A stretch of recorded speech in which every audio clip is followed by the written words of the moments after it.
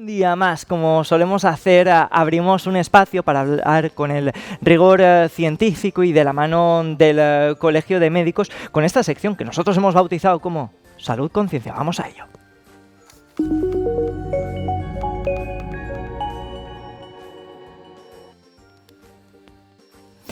Señoras y señores, y como cada día que abrimos esta persiana para hablar de la salud, hemos invitado a un doctor. Él es el doctor Ángel Luis Abad, y me lo vas a permitir, voy a leer tu amplio currículum para que la gente también se sitúe y conozca un poquito más de tu historia, porque tú eres coordinador de la Unidad de Nutrición y Dietética del Hospital General Universitario Dr. Balmis. El universitario es el General de Alicante. Además, también eres miembro de la Sociedad Valenciana de Endocrinología, Diabetes y Nutrición, de la Sociedad Española de Endocrinología y Nutrición y también de la Sociedad Española de Nutrición Clínica y Metabolismo. Bienvenido y gracias por estar esta tarde con nosotros. Muchas gracias a vosotros. Doctor Abad, vamos a empezar hablando de un tema muy actual, como es esa longevidad a la que estamos alcanzando. Cada vez vivimos más, pero bueno, al final también hay una pregunta que sobrevuela, y es ¿qué papel juega la alimentación en esta longevidad saludable que debemos tener? Pues mucho, muy importante. De hecho, una alimentación sana, saludable, segura y satisfactoria para el paciente es fundamental, porque alarga la vida. Lo primero que tenemos que saber es cuáles son los componentes importantes que hacen que el envejecimiento interactúe con el estado nutricional. Con el envejecimiento nuestros órganos se deterioran, ¿de acuerdo? Ganamos más grasa y esa grasa se acumula en zonas interiores, en el abdomen, y eso hace que nuestro metabolismo empeore, por ejemplo con el azúcar, y más riesgo de problemas de diabetes con los mayores, ¿de acuerdo? Nuestro músculo, que es un componente cada vez más importante en la nutrición, se reduce también, porque metabólicamente no es algo fijo, sino que está constantemente en movimiento y renovándose, y en la vejez cuesta hacer músculo, se destruye más y nos cuesta más absorber esas proteínas, ¿de acuerdo?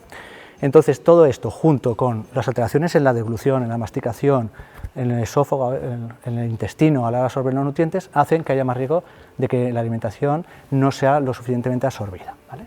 Entonces, sabemos en positivo que una alimentación saludable alarga la vida, y también lo sabemos en negativo. Sabemos que los pacientes que se desnutren o que tienen una enfermedad que los desnutren tienen más complicaciones con esa enfermedad, necesitan más tratamiento, ingresan más, reingresan más y tienen más mortalidad, y empeora la calidad de vida de ellos, y también es un coste mayor de salud. Con lo cual, una alimentación saludable, y el patrón oro es la dieta mediterránea, es fundamental para tener una salud en la vejez. ¿Cuáles son los principales errores que cometen nuestros mayores en este sentido y cómo pueden corregirlo? Esto también es muy importante.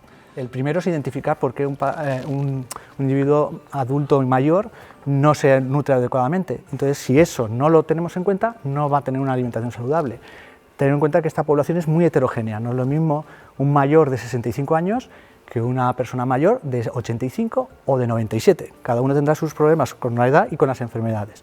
Entonces, si no tiene una adecuada dentición, si no tiene problemas de movilidad y no puede salir a hacer la compra o hacer la comida, está solo, está deprimido, todas estas cosas hay que detectarlas, porque si no, nunca vamos a poder alimentar, o que no se va a poder alimentar adecuadamente, ¿de acuerdo? Y luego hay muchos errores, es decir, el primero es las dietas restrictivas erróneamente, es decir, no comas grasa para que no tengas colesterol, ¿de acuerdo? No tomes lácteos, que es fundamental el calcio, ya se ha puesto muy de moda. Todas esas dietas restrictivas son muchas veces muy negativas para tener una alimentación saludable. Esas deficiencias nutricionales, ¿cómo podemos evitarlas? ¿Cómo podemos combatir contra ellas? Pues una alimentación con un patrón como el mediterráneo, que tiene unas recomendaciones de proteínas adecuadas, de hidratos de carbono adecuados y de lípidos, hacen que tengamos los nutrientes, los macronutrientes necesarios, incluidos también todas las vitaminas y antioxidantes, ¿de acuerdo?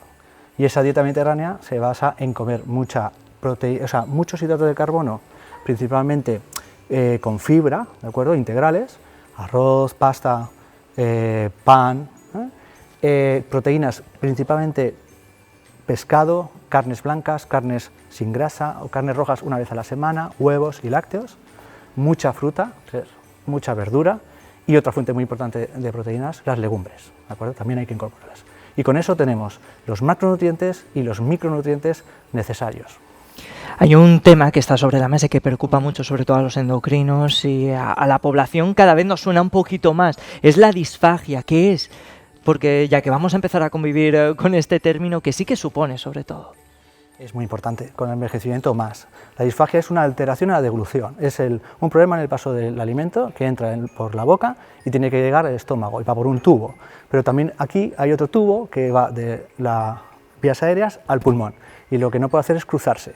Cuando hay disfagia puede haber dos problemas. Por un lado, si no deglutimos bien, no nos alimentamos bien, puede haber desnutrición y deshidratación porque no bebemos bien, pero un problema de seguridad importante en vías aéreas porque se va la comida o el líquido a donde se tiene que ir, a los pulmones, y producir broncoaspiraciones que pueden ser mortales. ¿Cómo los podemos detectar los factores de riesgo? Pues sobre todo muchas veces son neurógenas, de origen neurológico, y se asocian problemas con los líquidos, tragar líquido.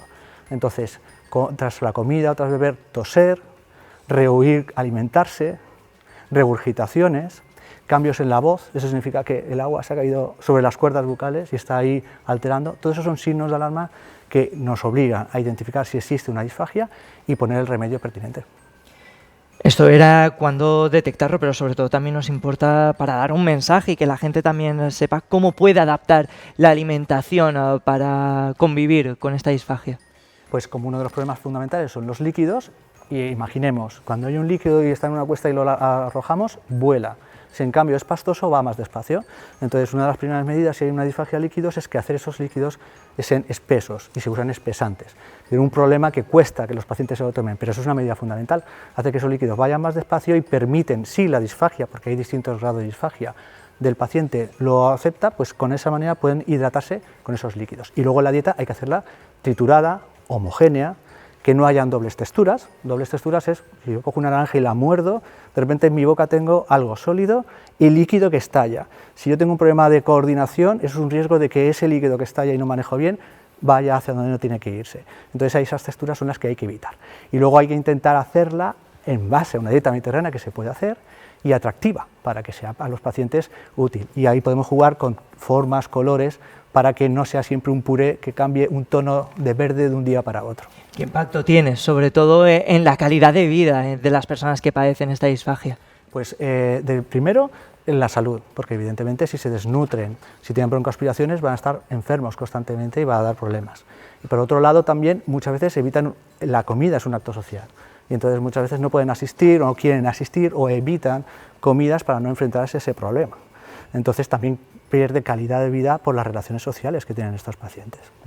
Por último, ya que le tenemos a usted, doctor, que es una eminencia, nos gustaría abordar un tema que también preocupa mucho, que a través de las redes sociales cada vez se difunden más bulos, también esas dietas milagrosas. ¿Qué mensaje le gustaría lanzar a esas personas que nos están viendo, que nos siguen a través de la Esplanada?